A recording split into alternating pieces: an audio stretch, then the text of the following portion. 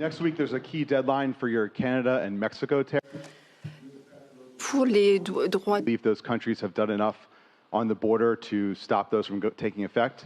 And for President Macron, I'm wondering if you believe that this critical minerals deal with Ukraine represents a de facto security guarantee by the United States, since the U.S. would have an interest in protecting those reserves in Ukraine. Thank you.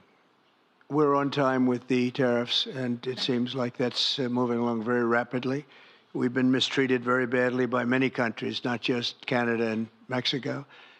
We've been taken advantage of. We were led by, in some cases, fools, because anybody that would sign documents like they signed, where they were able to take advantage of the American people, like has happened over the last long period of time, except for a little 4-year period that took place 4 years ago.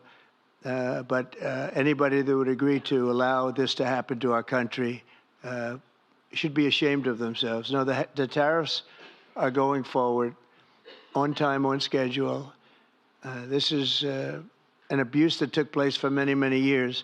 And I'm not even blaming the other countries that did this. I blame our leadership for allowing it to happen. I mean, you know, who can blame them if they made these great deals with the United States, took advantage of the United States on manufacturing, on just about everything. Every aspect that you can imagine, they took advantage of. I look at some of these agreements, I'd read them at night, and I'd say, who would ever sign a thing like this?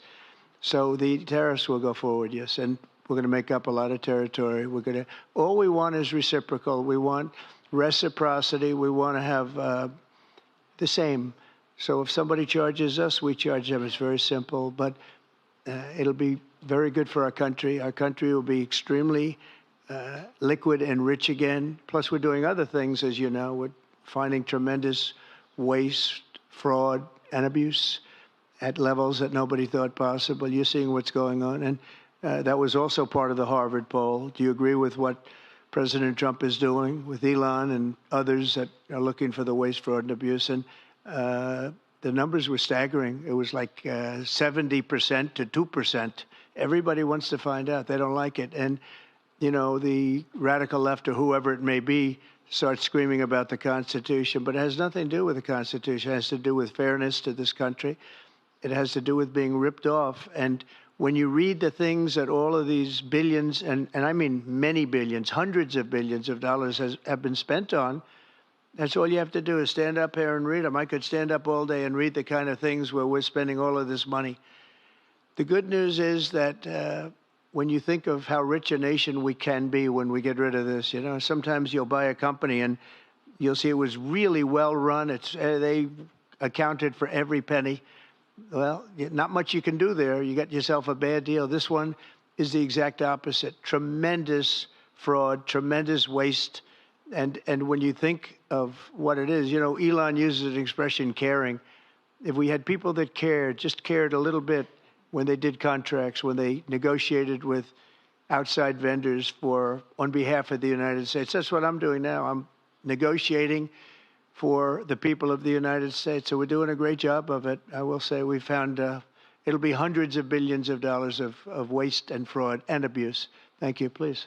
Look, I think this discussion is a very important one. Okay, that's President Trump there and the French president, as you see, at the White House discussing their bilateral today. Most of it centered, as you heard there, on the war in Ukraine and the president's desire, as he said, to end that, saying we've had great discussions on ending that war. Our focus is on achieving a ceasefire, he said, as soon as possible. Ultimately, he hopes a permanent peace.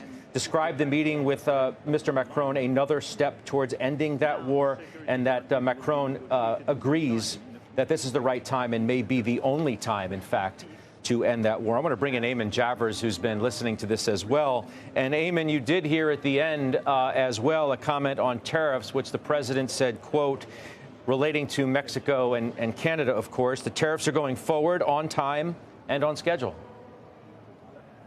Yeah, so it appears that the president didn't get a deal that he likes with Mexico and Canada in order to further delay those tariffs. So he says we're still on track there.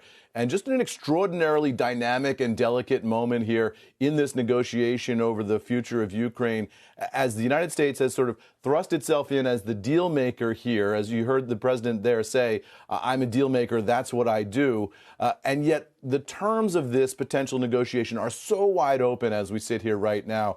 Whether or not the Russians will pay for any damages done, whether the Russians will give up territory, whether the Ukrainians will have to reimburse the United States in some way, as President Trump wants, for the investment the United States has made in Ukraine, whether that's through minerals or in some other way, what the role of the Europeans will be in this ultimate deal.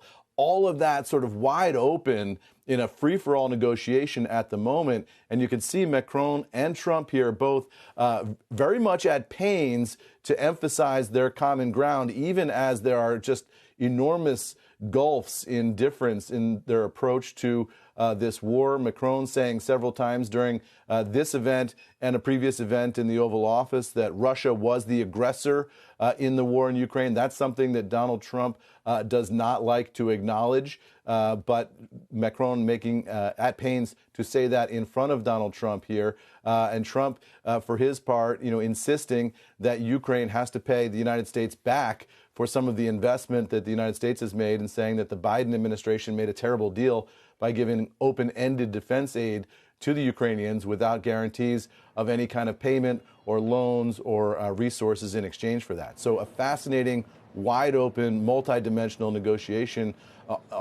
rolling out right in front of us here, Scott. Yeah, and we'll continue to monitor it. Eamon, thanks very much for that. You'll let us know what else we might need to know from those two gentlemen at the White House today. Eamon Javers, thank you.